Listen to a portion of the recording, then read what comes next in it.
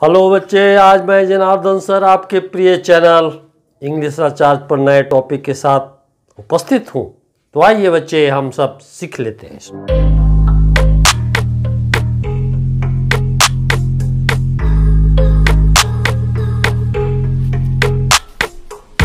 तो पिछले वीडियो में बच्चे आपने देखा होगा कि केस का नाउन पर किस प्रकार प्रभाव पड़ता है। आप इसका डिटेल जानना चाहे तो आई बटन को क्लिक करिए, जानकारी हो जाएगी। लेकिन आज मैं चर्चा करने जा रहा हूं कि केस का प्रभाव प्रोनाउन पर कैसा होता है। तो हम आते हैं इन उदाहरणों द्वारा समझते हैं। आई टीच राम, मैं राम को पढ़ाता हूं। आपसे पूछा जाए हु टीचेस राम, तो आपको उत्तर आएगा आई यहाँ प्रोनाउन है और ये सब्जेक्ट पर इसका रूप क्या है, सो तो आप देख रहे हैं। दूसरे वाक्य को देखिए, मोहन टीचेज मी, मोहन मुझको पढ़ाता है। जब आई ऑब्जेक्ट के रूप में गया तो इसका रूप बदल गया, ये मी हो गया। फिर देखिए तीसरे वाक्य को, Sita is my sister, Sita मेरी बहन है। और यहाँ पोजीशन बता रहा है, संबंध बता रहा है, और संबंध बताने में आई का रूप कैसा बदल गया, आई हो गया। तो इसी की चर्चा हम करने जा रहे हैं। तो बच्चे हम विस्तार पूर्वक जाने कि केस ऑफ प्रोनाउंस, यानी प्रोनाउन का केस, यानी केस का प्रभाव प्रोनाउन पर किस प्रकार पड़ेगा, इसकी चर्चा हम करने जा रहे हैं। तो यहाँ 3 केस दिए हुए हैं। नॉमिनेटिव केस यानी कर्ता कारक, ऑब्जेक्टिव केस कर्म कारक, पॉजेसिव केस संबंध कारक। अब यहाँ देखिए कि प्रोनाउन की स्थिति हर केस में क्या है। तो पहले इसकी हिंदी जान ले। आई में मतलब होता है, आप जानते हैं, मैं।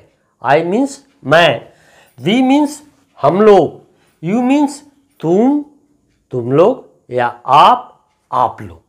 ही मतलब वह, जो पुरुष के लिए आता है। सी वह स्त्री के लिए आता है। इट जो नपुंसक लिंग के लिए आता है, इसका भी अर्थ हुआ होता है। और दे वे लोग, यानी इसके लिए नपुंसक भी और जो स्त्रीलिंग भी और पुल्लिंग सभी के लिए दे का प्रयोग होता है।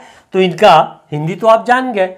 अब नॉमिनेटिव केस में देखिए, रूप देखिए आई, और इसका ऑब्जेक्टिव केस में मी हो जाता है, यानी मुझको।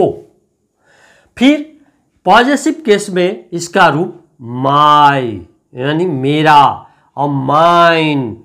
अब यहां देखिए वी नॉमिनेटिव केस में रूप है, ऑब्जेक्टिव में अस माने हम लोगों को, और पॉजेसिव केस में आवर और आवर्स, हमारा।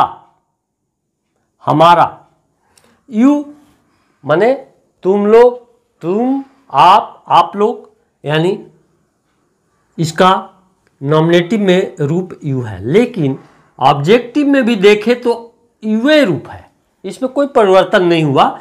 लेकिन पॉजेसिव में योर्स हो गया, यानी तुम्हारा, आप लोगों का, आपका इत्यादि इसका अर्थ आता है। ही वह, नॉमिनेटिव केस में ही है तो ऑब्जेक्टिव केस में हिम हो जाता है, यानी उसको। और इसका पॉजेसिव केस में सिर्फ एक ही रूप होता है, उसका। सी स्त्री के लिए आता है, नॉमिनेटिव केस में सी है, तो इसका ऑब्जेक्टिव केस हर होता है, उसको। और पॉजेसिव में 2 रूप होते हैं, हर और हर्ष, यानी उसको। अब इट है, इसका अर्थ वह होता है। इसका नॉमिनेटिव और ऑब्जेक्टिव केस दोनों में समान रूप है, और पॉजेसिव केस में सिर्फ एक ही रूप होता है। फिर देखिए दे का नॉमिनेटिव में देखिए रूप कैसा है, दे है, और इसका ऑब्जेक्टिव देम हो जाता है, उन लोगों का। और पॉजेसिव में क्या होता है, देयर्स, उन लोगों का, और इसका 2 रूप है। यानी कहें तो बच्चे इसमें एक ऐसा प्रोनाउन है जो नाउन के पहले आता है, और ये ऐसा प्रोनाउन है जो वर्ब के बाद आता है और प्रोनाउन का असली रूप लेता है। इसको हम पॉजेसिव एडजेक्टिव भी कह सकते हैं, आगे चलकर डिटरमिनर में भी आता है।